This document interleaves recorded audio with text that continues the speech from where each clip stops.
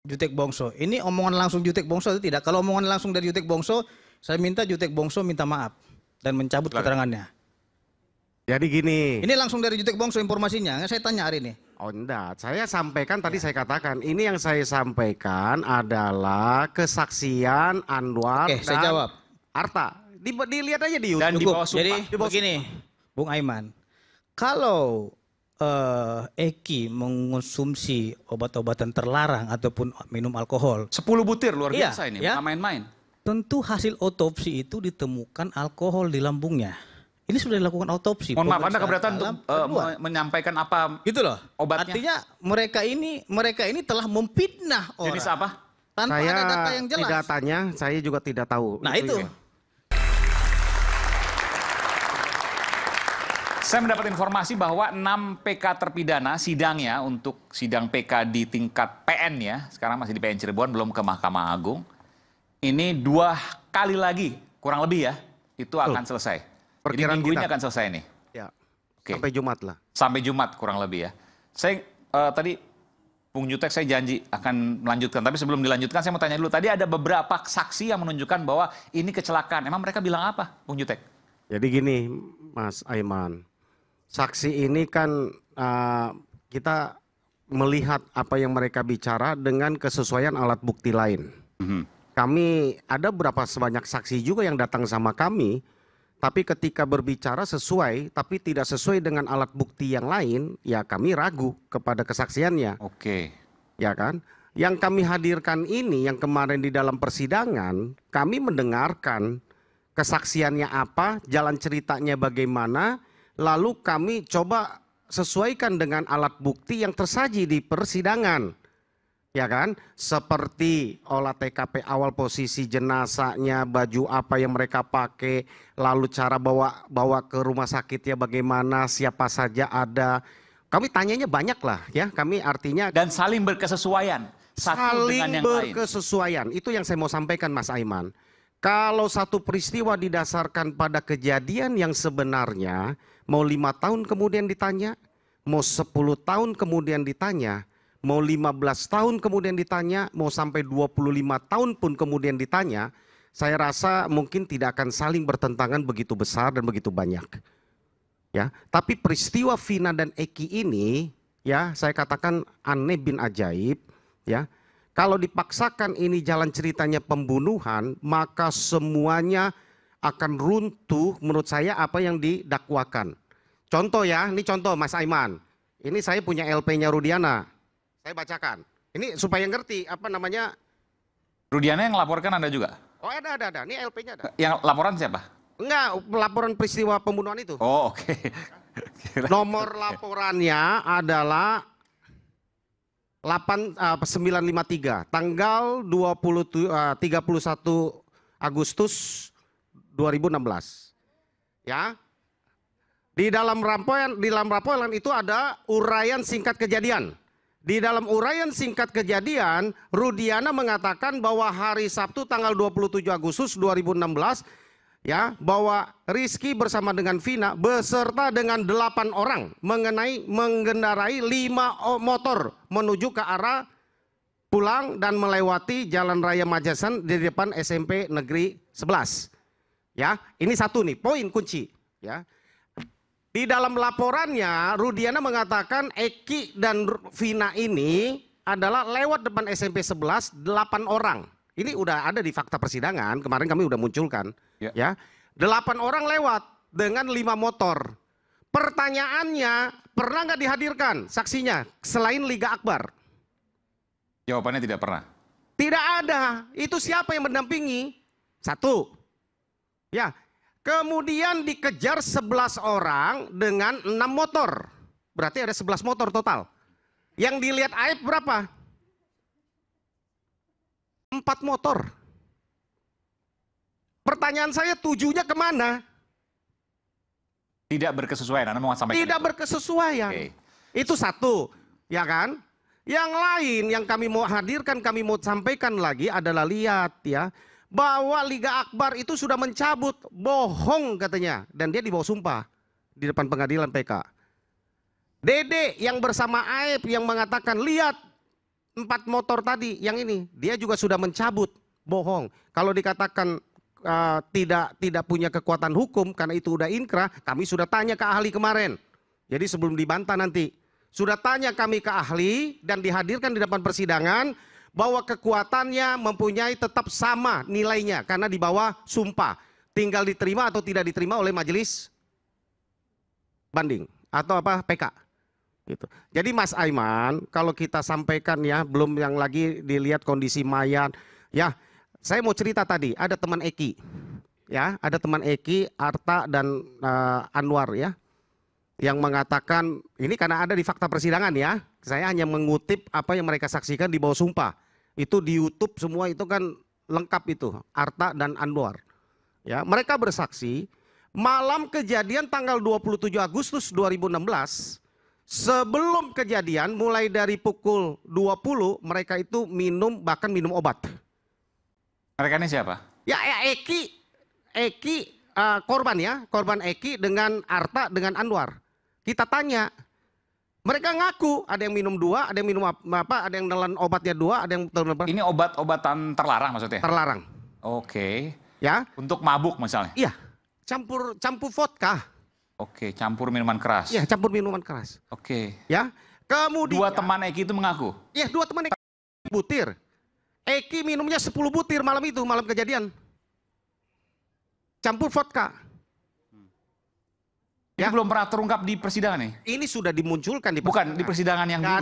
Nggak ada. Baru dimunculkan di persidangan, Persidangan. PK 6 terpidana Ya. ini? Karena sudah muncul di dalam persidangan. Oke, ini fakta yang baru nih, ini fakta yang Iya. baru ya? Kemudian Pak, di dalam kesaksiannya mereka katakan melepas Eki, Vina itu numpang buang air kecil di rumahnya pukul 21.30. Dari rumahnya Anwar atau Arta itu ke flyover itu 25 menit. Mereka bilang mau pergi ATM. Ya, masyarakatlah yang menilai mana berkesesuaian tidak jalan ceritanya. Ya, kalau dakwaan bilang 21.15 itu sudah mustahil, nggak mungkin karena saksi. Sebentar, tadi yang siapa? Arta sama siapa? Anwar. Arta sama Anwar itu tidak pernah ada diperiksa di 2016. Itu temannya Eki, temannya Rizky. Sebentar, saya tahu arah Anda. Jadi maksudnya kalau dikatakan kecelakaan ini berkesesuaian karena sebelumnya minum obatan terlarang dengan miras. Betul. Dalam keadaan mabuk mengendarai motor. Kami tanya juga kebiasaan Eki, apakah betul suka mengangkat motor ketika mengendarai dan kebut-kebutan? Willy naikin motor Apa ya? stand ya katanya? Willy, selain Willy. Stand. Jawabnya terkonfirm iya. Setiap kali dia naik motor pasti dia standing katanya. Ya. Jadi apa yang dilihat oleh saksi mata 4 orang berikut dengan fakta temannya Eki pukul 21.30 dan yang lain yang terungkap dalam persidangan, makanya tadi saya tambah 5 juta. Itu dasar saya bicara. Oke. Gitu Mas Aiman. Baik. Ya kalau saya buka semua nanti kesian lah ya. Udah Oke, itu aja. tapi ini luar biasa. Saya ke Bung Pitra dulu. Bung Pitra, ini luar biasa. Jadi kondisi Eki yang kemudian di bawah sumpah tadi ya, Arta dan Anwar itu ya, mengatakan bahwa Eki dalam posisi mabuk karena meminum 10 obat-obatan terlarang dicampur dengan miras. Jadi ia kecelakaan, menurut kalau dikatakan kecelakaan maka masuk akal karena ia mengendarai motor dalam kondisi mabuk 10 obat-obatan terlarang. Bung Aiman, yang pertama ingin saya sampaikan, terima kasih Bung Jutek Bongso atas fitnahannya terhadap korban. Fitnah itu ya? Itu merupakan doa untuk korban agar diberikan pahala yang lebih besar lagi. Jadi Bung Aiman, kami ini sudah biasa difitnah. Menurut Anda ini fitnah ini? Ya. Dan kami sudah biasa dihina, dicaci maki. Saya bilang juga kepada Pak Rudiana. Pak Rudiana sebagai anggota Polri harus siap dikritik. Sebegitu banyaknya fitnahan dan cacian kepada Pak Rudiana, tidak usah ditanggapi. Biarkan saja mereka melakukan teatrikal. Nanti akan kita lihat putusan PK ini seperti apa. Jadi makanya Rudiana sampai saat ini tidak mau berspekulasi banyak, memberikan keterangan-keterangan apapun karena itu atas permintaan daripada penasihat hukum untuk menghormati proses hukum yang sedang berjalan ini. Nah, terkait dengan yang disampaikan oleh saudara Jutek Bongso tadi, kita secara diam-diam sudah kita laporkan. Mereka-mereka yang telah memfitnah almarhum maupun Ibtu Rudiana. Termasuk Anwar dan siapa? Iya. Marta tadi, Atta. Sudah kita proses. Jadi nggak apa-apa Pak, tunggu aja. Ada waktunya seperti itu. Nah, apalagi ini kan bentar. Tapi kan tanpa dilaporkan itu saksi palsu jadinya, betul? Artinya dia telah menuduh, memfitnah dengan mengatakan Eki ini pecandu narkoba dan lain-lain. Tentu kita keberatan terhadap hal tersebut, tapi kita tidak mesti sampaikan kepada publik, oh kita lapor ini, kita proses ini, tidak. Nah yang pertama ingin saya sampaikan terhadap mereka-mereka ini kan sudah 8 tahun lamanya. Dan sekarang mereka berlomba-lomba saksi kunci semua ya, kan gitu. Kenapa enggak dari 8 tahun yang lalu mereka berbicara kepada penyidik ataupun polsek setempat terkait dengan peristiwa tersebut. Sehingga ini perlu dipertanyakan juga. Nah, tadi saya mendengarkan pemaparan daripada Bung Jutek Bongso ya, yang mengatakan bahwasannya dia menyimpulkan dari hasil foto yang ia lihat terkait dengan almarhum. Saya perlu pertanyakan kredibilitas daripada Bung Jutek Bongso ini, apakah Jutek Bongso ini seorang ahli forensik atau bukan, kan gitu. Sedangkan ahli forensik saja tidak bisa menyimpulkan dilihat dari foto. Harus dilakukan otopsi terlebih dahulu. Apa yang menjadi penyebab terdapat luka-luka memar-memar yang dialami oleh almarhum ini. Bung Jutek Bongso sudah pernah melihat ataupun membaca hasil otopsi nomor 77 dan 76. Di situ sudah jelas, Bung Aiman, bahwasannya... Bung Pitra, mohon maaf, saya sepotong dulu karena bagi saya ini adalah data yang penting sekali. Tadi dikatakan bahwa sebelum meninggal, saya nggak bilang kecelakaan lah, karena ada kecelakaan, ada pembunuhan. Sebelum meninggal ya, sebelum meninggal, Eki menenggak 10 butir obat terlarang disertai minuman keras. Apakah kemudian ini sudah disampaikan? Saya harus tanyakan juga karena ada pengacara dari Pak Ibtu Rudiana. Apakah data ini sudah disampaikan ke Pak Rudiana? Saya sampaikan kepada Jutek Bongso. Ini omongan langsung Jutek Bongso atau tidak? Kalau omongan langsung dari Jutek Bongso, saya minta Jutek Bongso minta maaf dan mencabut keterangannya. Jadi gini. Ini langsung dari Jutek Bongso informasinya. Saya tanya hari ini. Oh enggak, saya sampaikan tadi saya katakan. Ini yang saya sampaikan adalah kesaksian Anwar saya jawab. Arta. Dilihat aja di YouTube. Dan di bawah sumpah. Jadi begini, Bung Aiman. Kalau Eki mengonsumsi obat-obatan terlarang ataupun minum alkohol. 10 butir luar biasa ini, nggak main-main. Tentu hasil otopsi itu ditemukan alkohol di lambungnya. Ini sudah dilakukan otopsi. Mohon maaf, Anda keberatan untuk menyampaikan apa gitu loh. Obatnya? Artinya mereka ini telah memfitnah orang. Jenis apa? Tanpa ada data yang jelas. Datanya saya juga tidak tahu. Nah itu. Jadi seperti inilah yang membuat kebingungan di tengah-tengah masyarakat kita. Kalaupun ada orang meminum minuman keras, tentu akan ditemukan alkohol di lambungnya. Dan yang kedua, kalaupun dia menggunakan obat-obat terlarang seperti fitnahan daripada Jutek Bongso. Di hasil otopsi juga kelihatan. Ya, hasil otopsi pasti kelihatan juga. Ini tidak ada. Oke. Gitu loh. Ini data bagus. Bung Jutek, apa yang terjadi dengan otopsi? Karena hati-hati Bung Jutek Bongso. Makanya saya peringatkan Jutek Bongso untuk menjunjung asas praduga tidak bersalah. Anda telah memfitnah orang yang telah mati dan meninggal dunia. Sekali lagi Bung Pitra ya. Bukan artinya kalaupun informasinya belum akurat, tolong. Ini jangan di bawah sumpah Saudara Pitra. Walaupun di bawah sumpah, tapi yang ngomong. Saudara kan sudah melihat hasil otopsi. Anda percaya kepada dokter forensik atau bukan? Seperti itu, Anda menyampaikan yang kabar bohong. Artinya kabar yang ragu-ragu itu tidak benar. Kalaupun sumpamanya di dalam hasil otopsi, hasil pemeriksaan kemarin itu pasti ditemukan alkohol di lambungnya.